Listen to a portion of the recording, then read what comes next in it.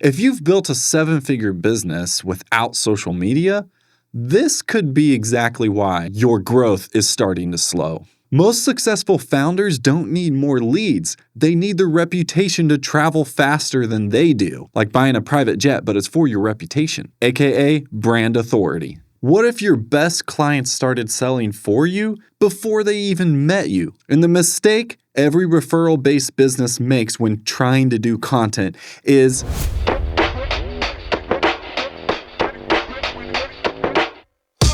aren't just a video production company. We are business solution driven creatives. And this is More Than Meets the Eye. Yo, what's up, everybody? Welcome back to another episode of the More Than Meets the Eye podcast, where we talk about what's behind a person, a practice, or a product, especially when it comes to marketing. I'm Jared Taylor. I've got my coffee. It's actually Fresca. And I want to welcome you to JT Visuals, and it's spelled without the I because there's more than meets the eye. Now let's talk about where you might be in business. So you've had word of mouth, it's working for you. It's been your number one marketing tactic, and that's the response you get. How do you get your customers? If you were to answer that question, you would answer hands down every time word of mouth. Word of mouth is so powerful. And guys, this is not a video about dissing on word of mouth. It truly works, and it's a great way to start. The problem is there becomes a certain point when you hit a ceiling with word of mouth. It works until it doesn't scale. There's something I like to call the invisible ceiling. And up until you hit that ceiling, it's fantastic. But if you want to raise the roof on this place, on your business, then you really need to consider something else. Because if word of mouth is your only source, it will always be a source, but if it's your only source, it becomes very fragile for how you get your customers to continue on in your business, especially if you want to scale. Because word of mouth depends on memory, it depends on timing, and it most certainly depends on proximity.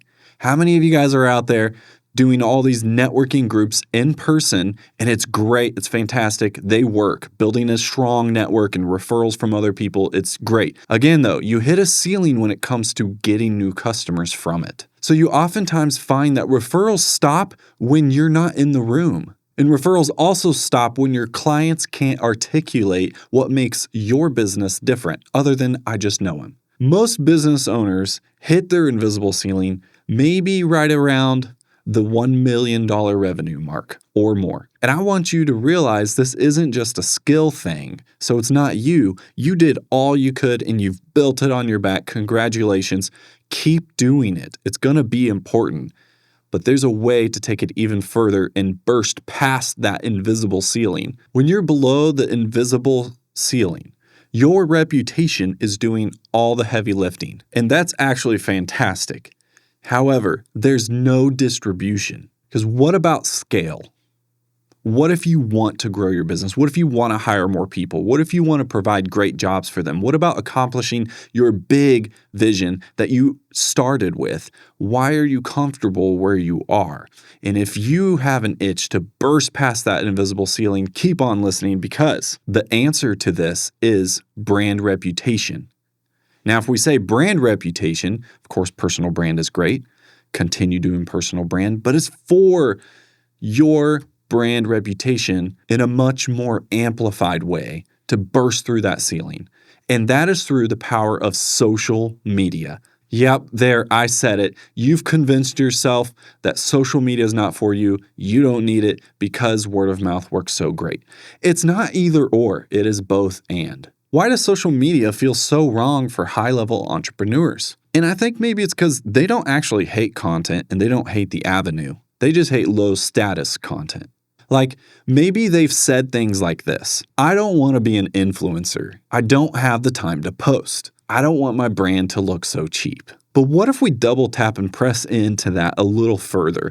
What's the real problem? And I think it's a fear.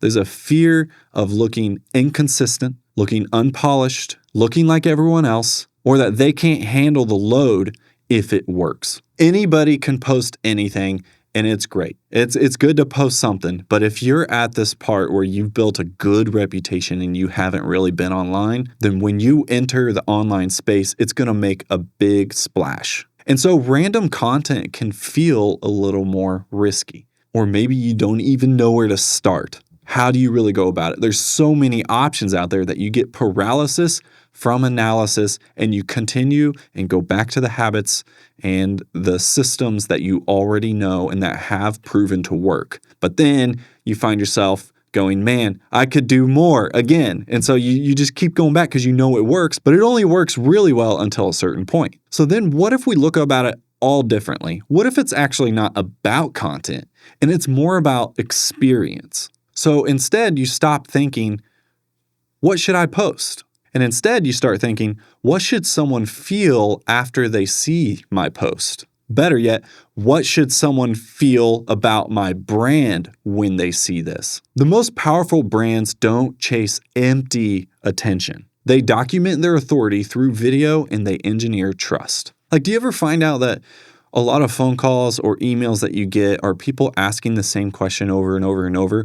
And so a solution for that was to put in your frequently asked questions online, but then people are still asking it because they don't actually go to the online page to read about it. Well, that's when making your frequently asked questions a guide for content and you video that, document it, then you're thinking and posting in a way that's going to be valuable to your customers or potential customers. And so what if someone could go and run into your content consistently over and over and over and then decide to go and listen to your full podcast or your YouTube content? They get so much time on brand and they get so much value of the brand because of the high quality content you're putting out that thinks about them and not thinking just about you. If that's the case, then a single long form conversation converted into valuable content could replace dozens of sales calls depending on what volume you're getting. That recorded conversation can pre-sell the belief. That's what it's all about, is belief.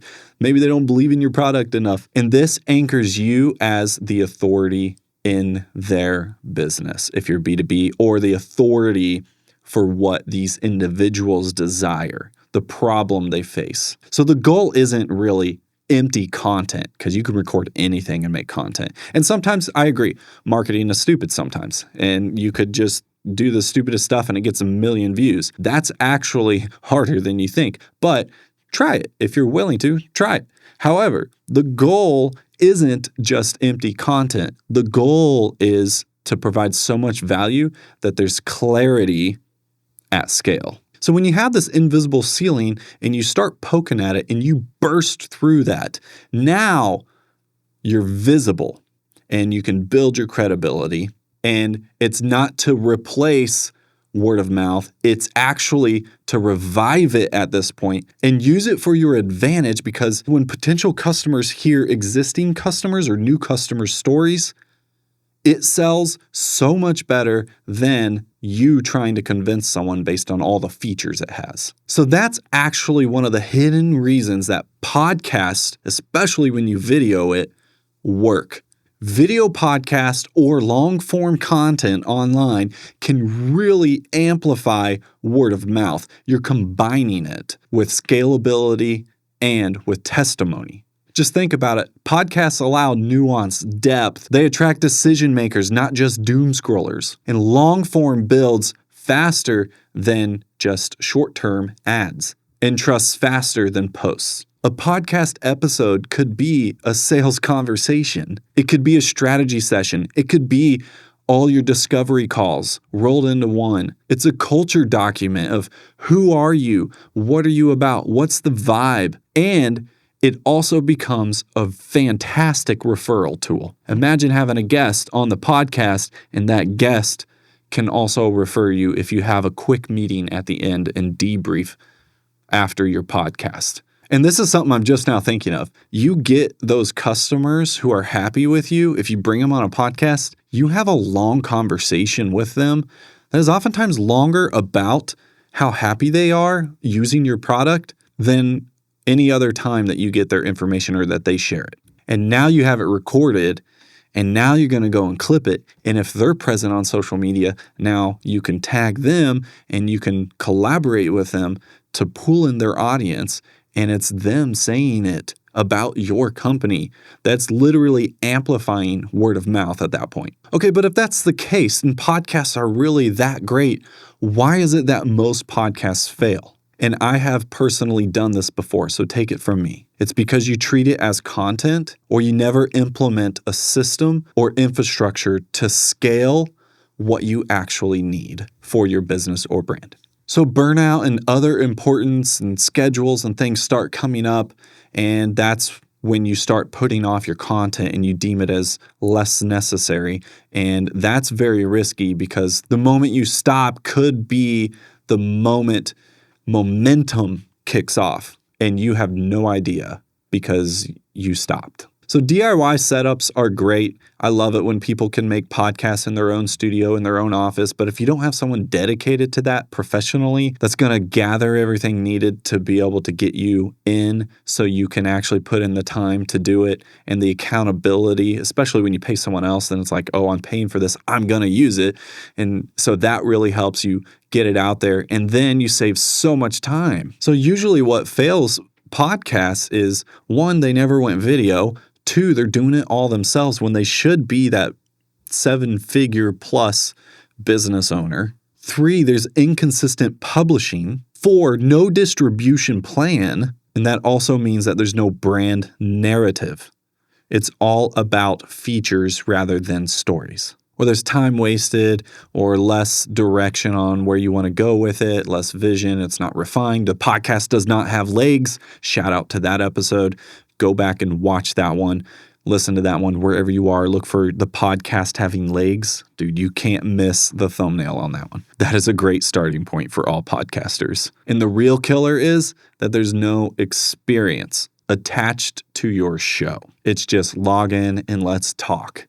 And then that's it. You need to be in person. Those Zoom ones won't go as far. It's great. It's a starting point, but it won't go as far. You're going to hit another ceiling, another invisible ceiling because, well, frankly, people are tired of Zoom.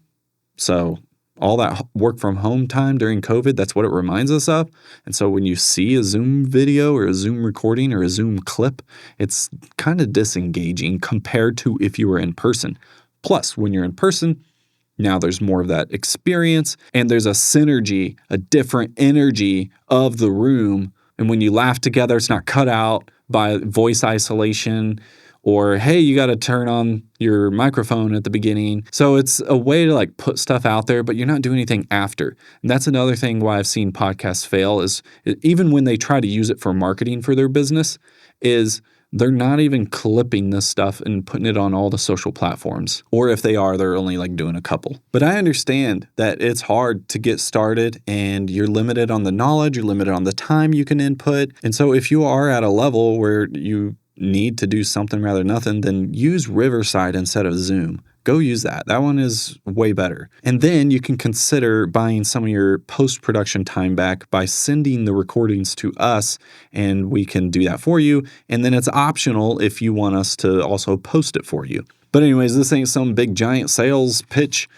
episode. This is one that I really want to bring value to and help navigate this word of mouth ceiling that I see a lot of businesses hit, and then we enter and can help them break through that through digital marketing via an awareness channel and podcast. So we understand that if you want to do this and you're just so uncertain that maybe this just isn't the right thing. What if it's not? What if I should put my dollars here or do that instead or do this first and then we'll build in the plan and then the plan never rolls around, like, let's be honest. And then sometimes you find yourself saying, let's give it the old college try. Dude, don't try it like college. Come on, you end up in debt with that. But it could be an investment for the right role, the right degree could actually help you. And so that's why I actually want to invite you, if you're in the Kansas City area, and if you're not, go find another place that can do this. But if you're in the Kansas City area or willing to fly in, then we would love to offer test driving a podcast to see if it can work with your business and with your goals, because we want to amplify your vision and your reach so that word of mouth works stronger than ever before. And you can do this through our paid guest experience. So imagine a system and an environment where you walk in, you sit, and you talk about your story and you talk about your products and your brand, your business. You walk out and everything else is handled and your brand looks intentional. Then you get to have clips on all the social media platforms that we collaborate with on Instagram, and we can collaborate with on YouTube for the full video. I love the YouTube collaboration feature.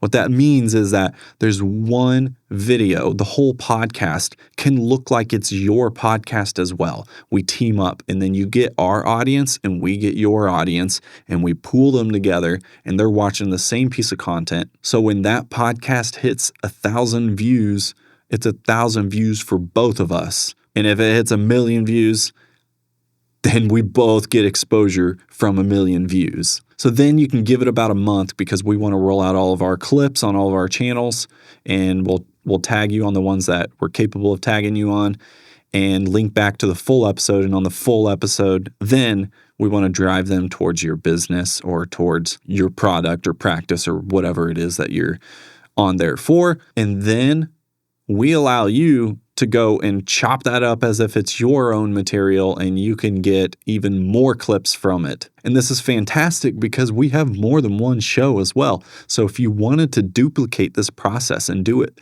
up to 3 times or more, really, then you could do that. And for such a low cost, you could get such high quality content that actually builds your brand authority and kickstarts it.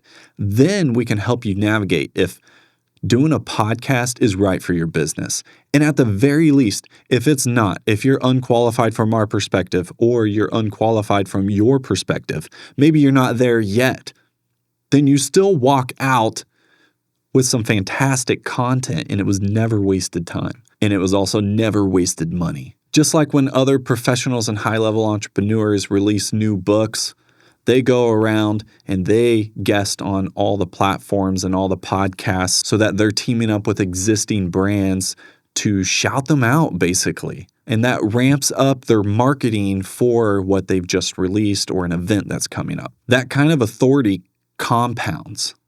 And if you have knowledge or you have a marketing agency, now it becomes content that you can convert into ads. Throw some ad dollars into it, especially with a real moment, with a real host.